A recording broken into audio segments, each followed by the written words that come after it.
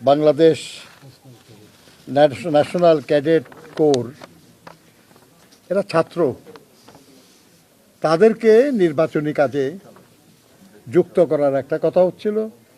ইতিহাসে প্রথমবারের মতো এই সিদ্ধান্ত নেওয়ার কথা আমরা শুনেছি।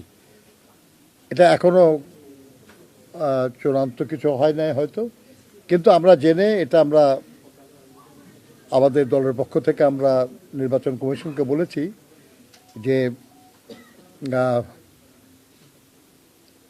ইয়াং বয়সে এত ছাত্র তাদেরকে সংসদ নির্বাচনের মতো একটা মানে জটিল রাজনৈতিক প্রক্রিয়ায় সম্পৃক্ত করা ঠিক হবে না।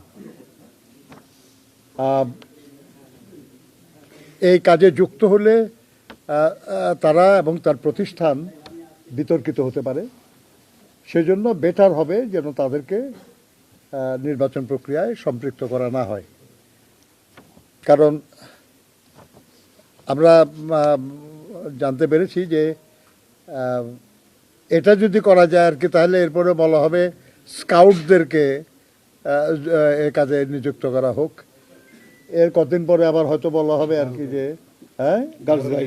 গার্লস গাইডকে যুক্ত করা হোক।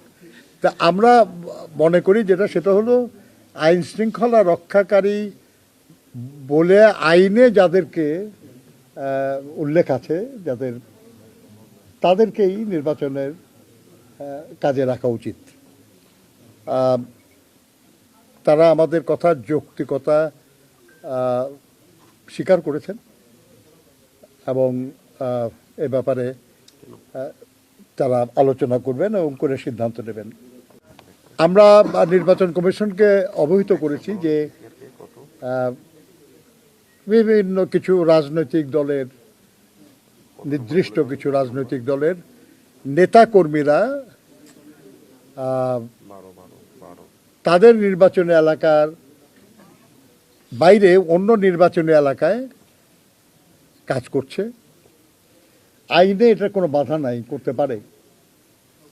তবে তারা যেহেতু সেই এলাকায় স্থানীয় নন, সবাই তাদেরকে চেনে না, অতএব তারা যেন নির্বাচনের সময় বা নির্বাচনের 2 দিন আগে তারা যেন সে এলাকার থেকে চলে যায়, তারা যেন না থাকে সেখানে, এবং সেখানে থেকে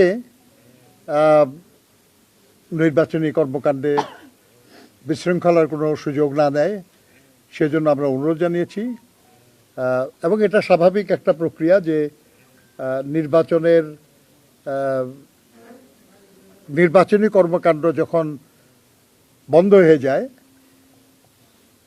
তারপরে আর সেখানে যারা ভোটার না এমন কারো থাকা স্বাভাবিক না, উচিত না।